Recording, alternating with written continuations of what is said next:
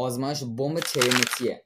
یکی از آزمایش‌ها اولین بمب هسته‌ای بود که تو کل دنیا اتفاق افتاد و چند هفته قبل از بمب هیروشیما بود. این اولین انفجار هسته‌ای جهان بود و توسط آمریکا و بریتانیا و کانادا در ایالات متحده آمریکا و در شهر الاموگاردا انجام شد. بمب خیلی عظیم الجثه از این دکل 30 متری بردن بالا و با 50 تا دوربین از فاصله 9 کیلومتری اونو کنترل می‌کردن. البته نکته جالب اینجاست با اینکه دوربین‌ها در فاصله 9 کیلومتری بودن، باز هم براشون بونکرهای به این شکل طراحی کرده بودن.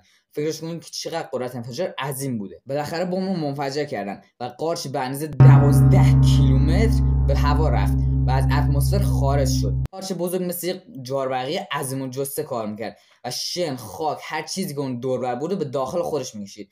دمای داخل قارچ 3 برابر دمای خورشید بود و هر چیزی رو ذوب میکرد. وقتی که این ذرات ذوب میشدن و به سمت بالا قارچ میرفتن، اونجا با بخار آب ترکیب میشدن و یه واکنش شیمیایی رخ میداد و بارش اسیدی به وجود میومد و اون منطقه انقدر این بارش قوی بود که یه دریاچه اسیدی از شیشه‌های سبز تولید شده بود. حتما تا اینجا کار بارش اسیدی به ثابت شده که واقعا وجود داره. حالا بهت بگم که این بمب چه تلفاتی به جا گذاشته و چقدر برای پاکسازی اون مکان زمان گذاشته. این عکسی که می‌بینیم محل انفجار اون بمبه که عرض اون 804 متر بود و به عمق 2.5 متر. اتفاق آمریکا تصمیم گرفت که اون منطقه پاکسازی کنه، اما چون منطقه دورتر اون هم شیشه‌های سبز رادیواکتیوی هم وجود داشت، تصمیم گرفت که همون 804 متر رو کلا پاکسازی کنه و پاکسازی این 804 متر 20 سال طول کشید. 20 سال و امروز به یکی از مناطق رادیواکتیوی معروفه که فقط چند روز در سال برای عموم باز میشه.